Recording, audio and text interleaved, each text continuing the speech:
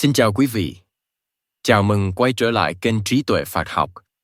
Đây là series Phật Pháp trong thời đại mới, sẽ mở đầu bằng câu hỏi: làm sao để sống tỉnh thức giữa một thế giới thế tục, nơi con người không còn tin vào phép màu, nhưng vẫn khao khát bình an? Người đặt câu hỏi ấy là Stephen Batchelor, một người từng xuất gia làm tăng sĩ Tây Tạng hơn 10 năm. Sau đó tu học Thiền tông Hàn Quốc, và cuối cùng chọn sống đời cư sĩ, đem Phật Pháp vào cuộc sống. Stephen kể lại: tôi không phải học giả, không có bằng cấp đại học. Tôi chỉ là người đã sống, đã tu và muốn hiểu Đức Phật nói gì với thời đại của chúng ta. Sau nhiều năm, ông nhận ra một điều: Phật Pháp không phải một hệ thống niềm tin, mà là một con đường thực hành để con người sống trọn vẹn giữa đời. Stephen gọi hướng đi của mình là đưa tinh thần nguyên thủy của Phật giáo trở về với đời sống hiện đại. Stephen nói: khi tôi nói thế tục, tôi không có ý nói không tôn giáo.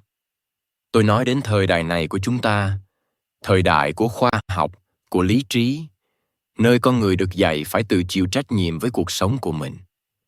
Trong thời đại đó, con người có thể không tin vào tái sinh hay thiên giới, nhưng vẫn có thể tu tập tâm hiếu khổ và nuôi lớn lòng từ bi.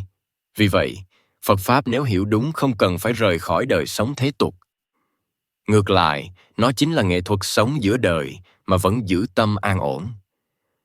Năm Stephen còn là một tăng ni ở Ấn Độ, ông tham dự khóa thiền do Ngài Goenka hướng dẫn.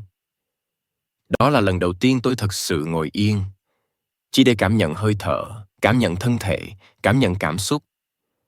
Không tụng kinh, không niệm chú, không quán tưởng, chỉ có chánh niệm với thực tại. Từ đó, tôi hiểu rằng tu tập không phải để trốn khỏi đời, mà để thấy rõ đời trong từng hơi thở, từng cảm giác, từng phút giây. Ông nhận thấy chánh niệm ngày nay không còn giới hạn trong chùa. Nó đã đi vào bệnh viện, trường học và nghị viện. Thậm chí, Quốc hội Anh có hàng ủy ban toàn đảng về chánh niệm, đưa thiền định vào chương trình giáo dục và y tế quốc gia. Nếu ai nói với tôi 40 năm trước rằng chính phủ Anh sẽ dạy thiền, tôi sẽ nghĩ họ điên mất rồi. Nhưng điều đó cho thấy Phật Pháp không chỉ thuộc về tôn giáo, mà có thể trở thành nền tảng nhân bản cho xã hội hiện đại. Tuy nhiên, nếu chỉ luyện chánh niệm như một kỹ thuật tâm lý, thì nó sẽ sớm trở nên khô cứng và trống rỗng. Chánh niệm cần được nuôi dưỡng bởi một đời sống có đạo đức, có trí tuệ, có từ bi. Bởi vì chánh niệm không chỉ là tập trung, mà là nhìn sâu vào chính mình, thấy rõ cách ta phản ứng tham, sân và si, để từ đó học cách sống khác đi. Các câu hỏi là gì? Tại sao? Không phải để tìm câu trả lời, mà là tinh thần của đạo. Có lẽ đây chính là câu hỏi mà Đức Phật đã hỏi khi nhìn thấy sinh, lão, bệnh tử. Và từ đó, Ngài thức tỉnh. Trong tập sau, ta sẽ tìm hiểu cốt lõi của toàn bộ lời dạy Đức Phật nằm trong 4 sự thật cao quý gọi là Tư Diệu Đề. Nhưng không phải như cách chúng ta vẫn thường hiểu. Xin cảm ơn quý vị đã đồng hành cùng kênh Trí Tuệ Phật Học.